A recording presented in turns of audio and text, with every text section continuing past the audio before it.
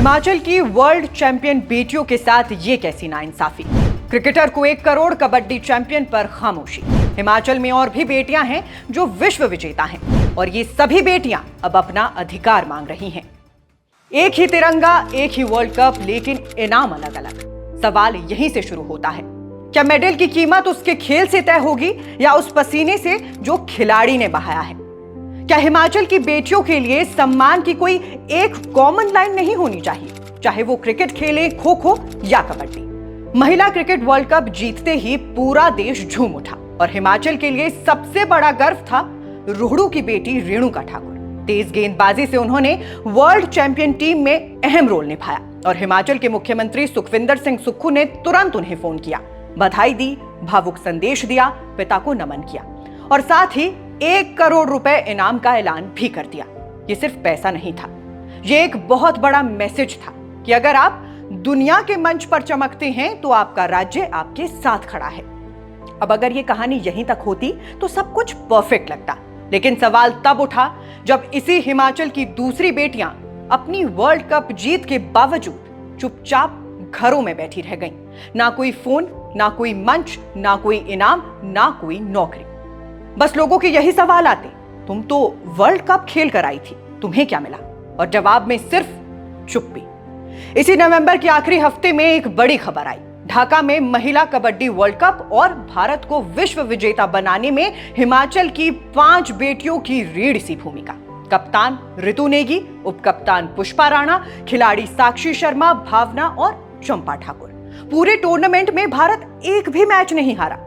Strategy से लेकर red और डिफेंस तक इन बेटियों ने वो सब किया जो एक वर्ल्ड चैंपियन टीम बनने के लिए चाहिए होता है। इनमें से 3 बेटियां ऋतु, पुष्पा और साक्षी सिरमौर के शिला इलाके से हैं। एक बेटी चंबा से है और एक मंडी से। ये वही पहाड़ी गांव हैं जहां से निकलकर लड़कियां खेल तक पहुंच जाएं, ये भी अपने आप में उपलब्धि मानी जाती है। यहां से तो ये सीधे वर्ल्ड कप ट्रॉफी तक पहुंच गई। कुछ साइंस सेंटर धर्मशाला, कुछ साइंस सेंटर राजपुरा, नालागढ़ में ट्रेनिंग लेकर इस मुकाम तक पहुंची।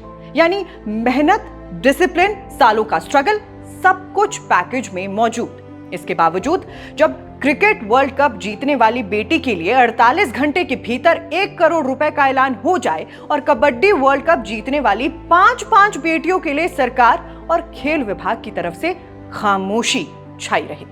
इसी तरह कुल्लू के खरहाल की खो खो खिलाड़ी नीता राणा ने भारत को वर्ल्ड कप जिताने वाली टीम का हिस्सा बनकर देश का नाम रोशन किया। जनवरी 2025 में दिल्ली में पहला खो खो वर्ल्ड कप हुआ। भारत ने खिताब जीता और नीता भी उस विजेता टीम का अहम हिस्सा रही। सुनने में यह भी उतनी ही बड़ी उपलब्धि है, वर्ल्ड कप विजेता टीम इंडिया। पर फर्क पड़ गया खेल के नाम से। क्रिकेट के साथ 1 करोड़ जुड़ गया और खो खो के साथ कुछ भी नहीं। नीता खुलकर कहती हैं, उन्हें ना इनाम मिला, ना नौकरी, ना सरकार की तरफ से कोई घोषणा।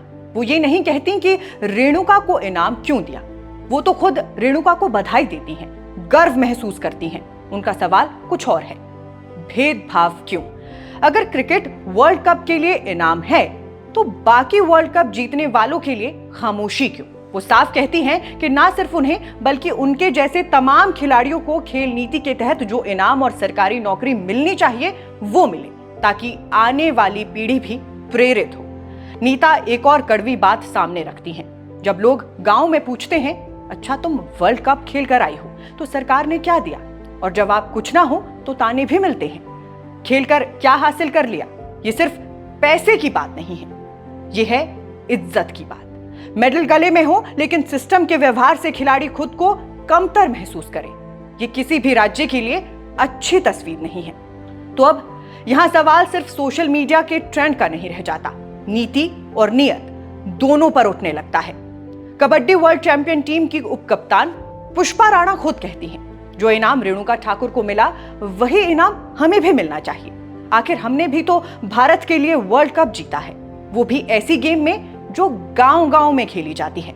मगर इन सभी बयानों, दावों और डिमांड्स के बीच यहां एक और लेयर जुड़ जाती है, राजनीति की। भाजपा नेता, पूर्व खेल मंत्री राकेश पठानिया का दावा है कि पिछली भाजपा सरकार ने स्पोर्ट्स पॉलिसी में वर्ल्ड कप में गोल्ड जीतने पर 3-3 करोड़ रुपए देने का प्रावधान किया था। उनकी नजर में तो रेणुका ठाकुर को भी 1 करोड़ नहीं 3 करोड़ मिलने चाहिए थे। साथ ही वो मांग करते हैं कि 5 कबड्डी खिलाड़ी और खो खो की नीता राणा को भी 3-3 करोड़ का इनाम दिया जाए। यानी विपक्ष इस पूरे मसले को बराबरी के साथ साथ पुरानी पॉलिसी बनाम नई सरकार के फ्रेम में भी रख रहा है। दूसरी तरफ मौजूदा खेल मंत्री यादवेंद्र गोमा कहते हैं पॉलिसी में जो प्रावधान होगा उसी के तहत सबको इनाम दिया जाएगा। स्पोर्ट्स कोटे से नौकरी भी दी जा रही है और जिन बेटियों ने नाम रोशन किया है उन्हें भी जल्द पुरस्कार मिलेगा। खो खो खिलाड़ी नीता राणा को भी नियमों के तहत सम्मान देने की बात वो दोहराते हैं। यहीं पर आम दर्शक के दिमाग में एक और बड़ा सवाल खड़ा होता है, क्या हमारी नीतियां साफ साफ पारदर्शी और सभी खेलों पर बराबर लागू हैं या फिर फैसले इवेंट, पॉपुलैरिटी और मोमेंटम देखकर लिए जाते हैं? अगर नियम पहले से तय हैं, तो फिर नीता राणा को जनवरी से लेकर अब तक इंतजार क्यों करना पड़ा? अगर कबड्डी की वर्ल्ड चैंपियन बेटियों का इनाम नियम के तहत मिलना ही है तो आधिकारिक घोषणा में देर क्यों?